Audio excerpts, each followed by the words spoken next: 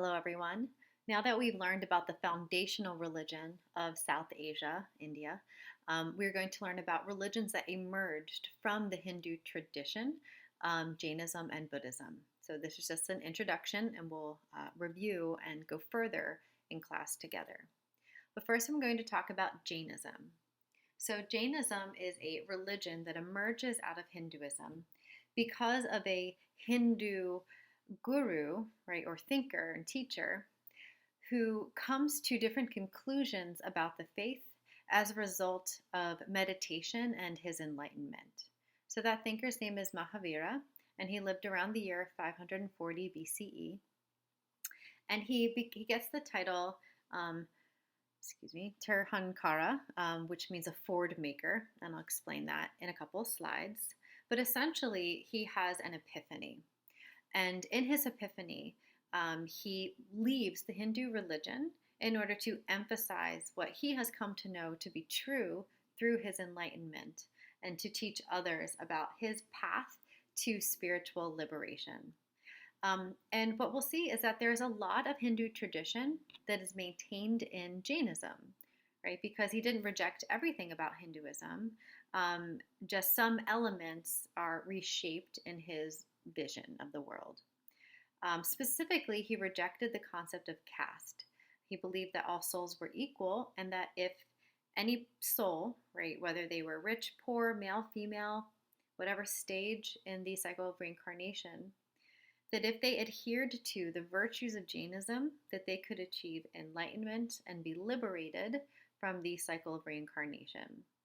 And essentially, the key element of Jainism is Ahimsa, right, or nonviolence.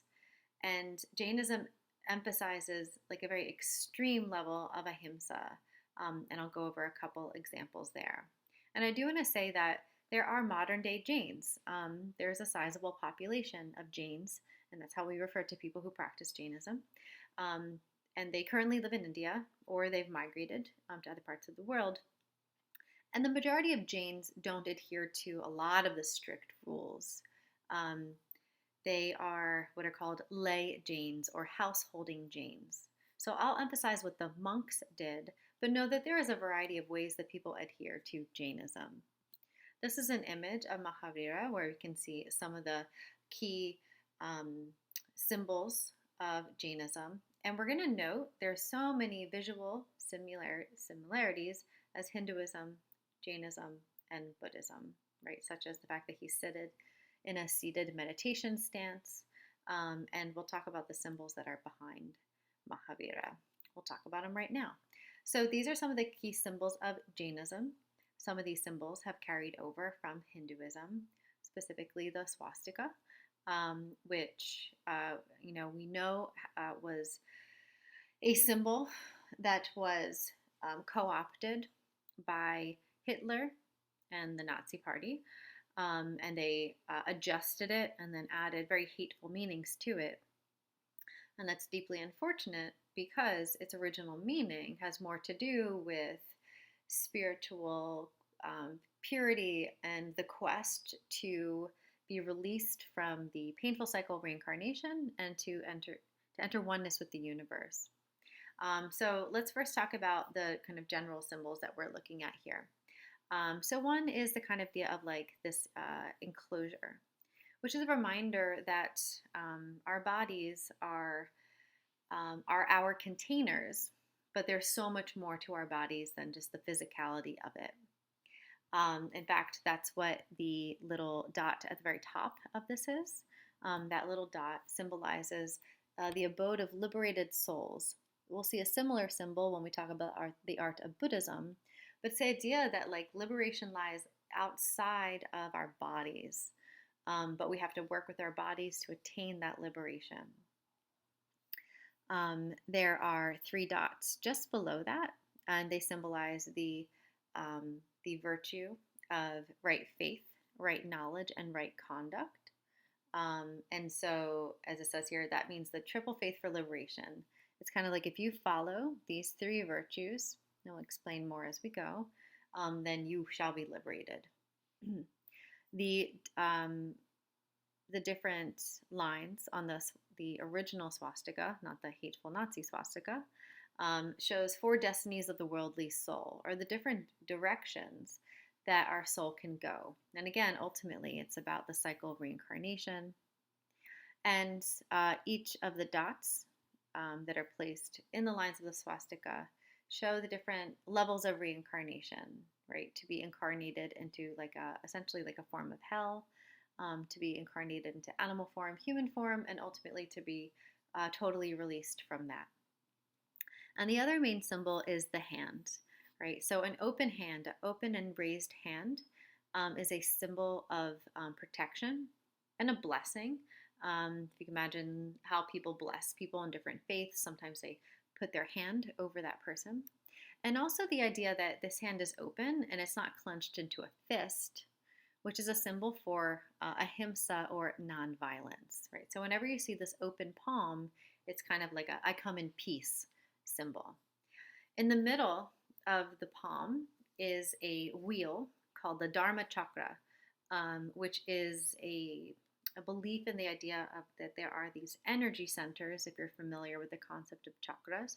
But the Dharma chakra specifically is the chakra that can help with our resolve to end the cycle of samsara, right? Because remember, the goal in these faiths is to not be reborn again, right? To be released from reincarnation, to enter into oneness with the universe.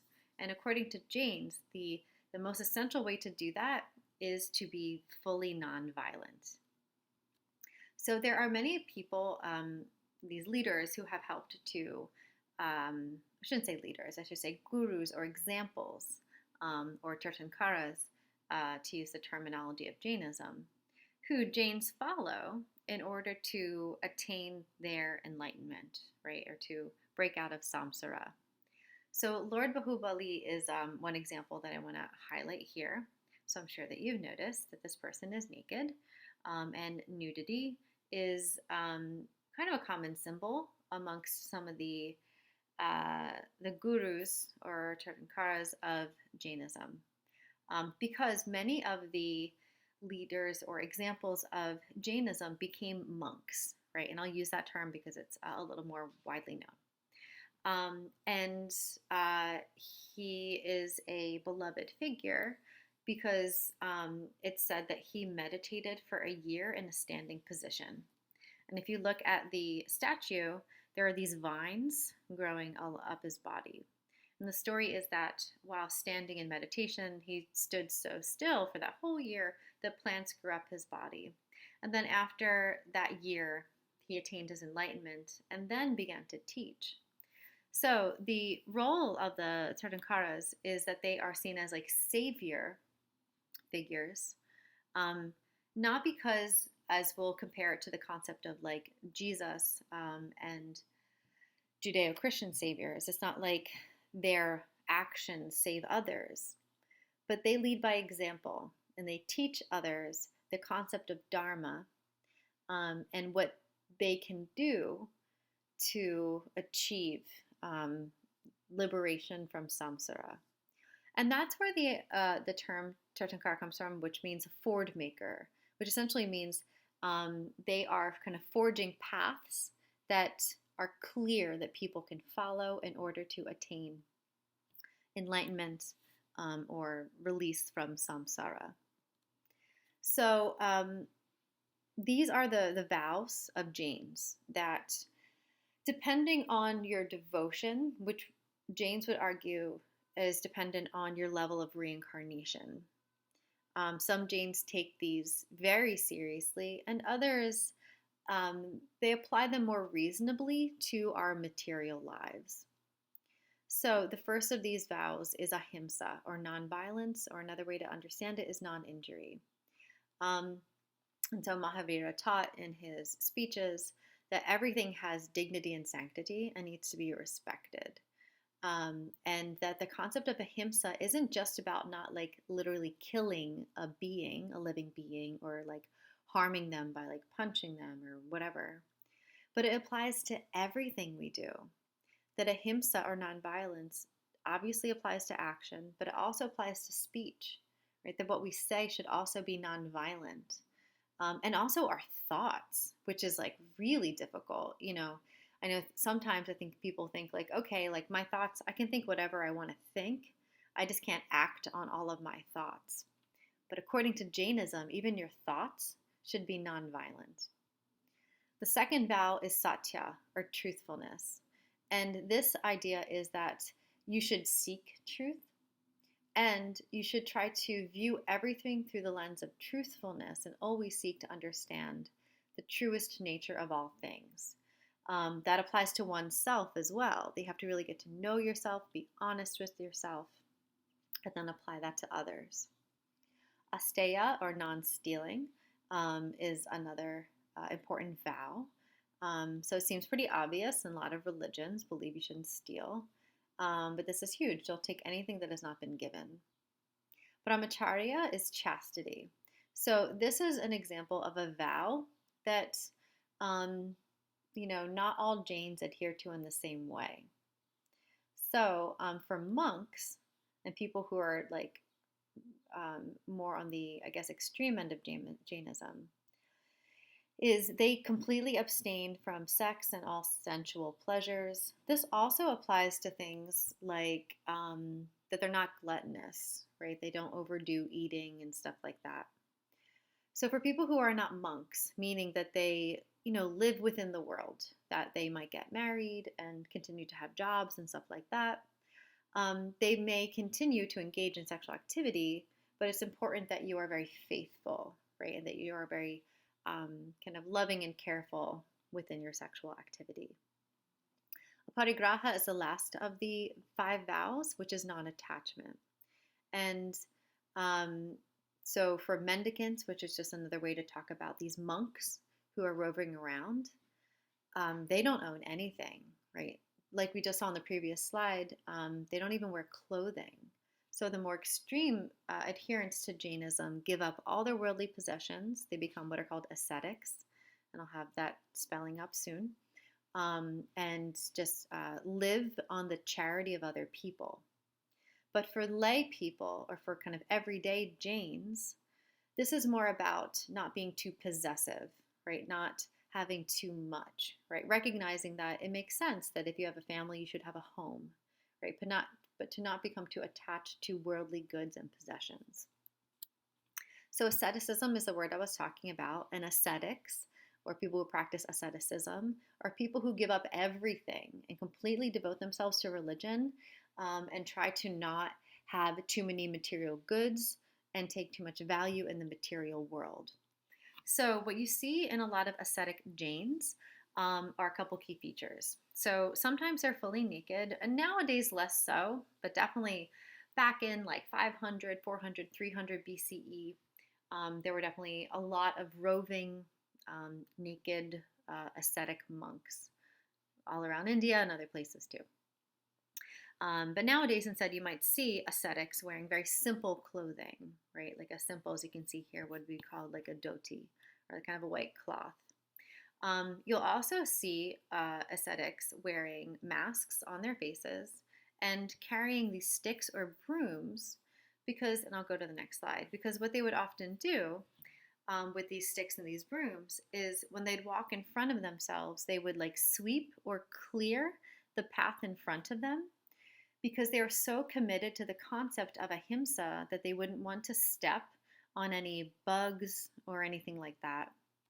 When eating food, the Jains adhere to a very strict vegetarian diet, and they even avoid certain foods such as like garlic that you would have to rip out of the ground for fear that when you rip the garlic out of the ground, you might kill or disturb the animals and the small bugs and whatnot that live there. Another thing you will often see the Jains carry are their beggars' pots. And so since Jains do nothing but kind of sit and meditate and, just consider the spiritual world, they live on the charity of others. And so other people who are Jain or maybe Hindu or Buddhist who are not monks, they provide food to the ascetics monks. So you may see, if you're kind of walking around some parts of India, Jains seated in meditation with their pot in front of them. And if you were to give them some food, that would be like a blessing for you, like an honor for you to help the Jains sit there and meditate, and you're providing their material needs. Because it's seen as like a mutually beneficial relationship, that monks will do all the spiritual thinking and spiritual work and then pass on their teachings to the quote unquote householders or the lay practitioners. Because people who are working, people have families, they don't have the same amount of time to devote to their religion, so they're dependent on the teachings of these monks. In exchange for what they learn from these monks, they will give them food, right? So it's seen as like a balance. And just a couple image of modern day Jains, so we can see that, it's updated and not all, Jains are walking around naked and stuff like that. In fact, very few are today. I meant to erase that. All right, so I do want to talk about the early history of Buddhism. Buddhism and Jainism emerge around the same period of time. And the story of Buddhism is very similar to Jainism because it also starts with a person who was originally Hindu, who through their own spiritual quest came to break away from Hinduism. And it's also important to note there were so many examples of this, people who questioned their religion and walked away from it to start their own path. But not all of them led to having lots of people following them or lots of practitioners. Jainism and Buddhism did, and Buddhism has a much larger following than Jainism. In fact, what we'll look at later is how it spreads to so much of the world. But the story of the beginning of Buddhism is that Siddhartha Gautama lived, at some point in like the 5th century BCE. And he was also born into Hinduism. And specifically, he was born into the Kshatriya caste. And hopefully remember that caste is the warrior/noble caste.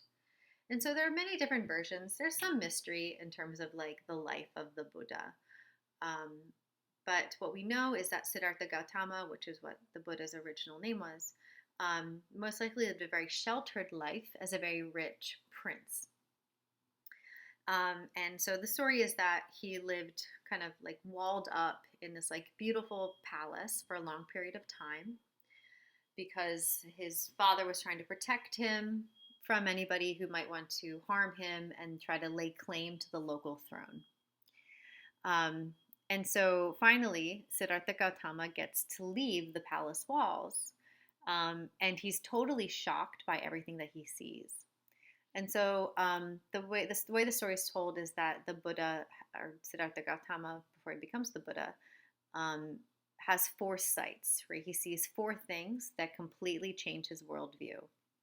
The first thing he sees is an old man who's kind of in the background of this image. And this might sound really silly to us maybe, but he didn't really recognize in his very sheltered life the painful process of aging, right? So that it really scared him to see an old, feeble man. The second image that he saw, person that he saw, was a young man who was dealing with some sort of disease, maybe leprosy or whatnot, right? Like this person right there. He also saw a decaying corpse, which really scared him. And the last person that he's noticed was an ascetic monk in meditation. So the first 3 images, the old man, the diseased man, and the decaying corpse, all showed Siddhartha Gautama that the world was filled with suffering, and that really scared him. But the ascetic gave him hope because he looked so peaceful. So the story goes that Siddhartha Gautama left home to join these different monks, and so he kind of bopped around to some different groups of people and learned the art of meditation. It said that after he got really good at meditation, he settled one day under this tree called a Bodhi tree. And when we look at Buddhist art, I'll show you examples of what that means. And it said that he meditated for 40 days and 40 nights, right, without food. And at the end of that 40th day of meditation, he achieved enlightenment. And in his enlightenment, what he learned, he began to teach to people. And the core of his teaching is called the 4 Noble Truths. So the first noble truth is that life is suffering. that everything around us is suffering, that all people, regardless of their station in life, unless they've achieved enlightenment, they are suffering. Because we suffer because we desire. That humans always kind of live in the past or in the present.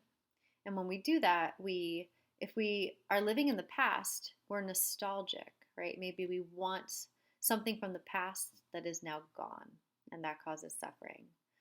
Um, or if we're thinking about the future, maybe about the next job that we would like to get, the next goal we would like to achieve, or even something as simple as, some people are poor and they are suffering because they don't have the things that they need to survive. But again, even if you're rich, you suffer because you desire, because you want more and you want better. That all humans suffer because they desire. And the only way the suffering ends is when desire ceases. That's the only time that nirvana is possible. And the way to end your desire and thus achieve nirvana or enlightenment is to follow the Noble Eightfold Path for ethical living. And so this is the Noble Eightfold Path. So we see that some of these were also included in Jainism because there was so much kind of sharing between these belief systems. So I'm not going to get into all of these because they're actually really complex. Although at the end of the day, it's kind of simple, but it takes a lot to kind of wrap our heads around all of this. But there is kind of a rigorous way to achieve all of these things and hopefully achieve nirvana. So right views, right aspirations, right speech, right conduct, right livelihood, right endeavor, right mindfulness, and right meditation are all part of the Noble Eightfold Path. So I'll just explain a couple of these. Similar to what I said about Jainism in terms of nonviolence. Right speech means that we have to be very careful and compassionate in all of our speech. That you might be someone who has never physically harmed someone else, but if you have verbally harmed people, that is negative karma, right? And that will impede your enlightenment. Right livelihood is really interesting because this recognizes that most people who practice Buddhism probably are not monks and they will have to probably get jobs. But you should always get a job that is nonviolent, that doesn't harm others, which can be really tricky. Obviously, if you are someone who is in a military, that goes against the Noble Eightfold Path. If you're working in any sort of field that exploits people and makes them suffer, that's against the Noble Eightfold Path. So it can be really complex.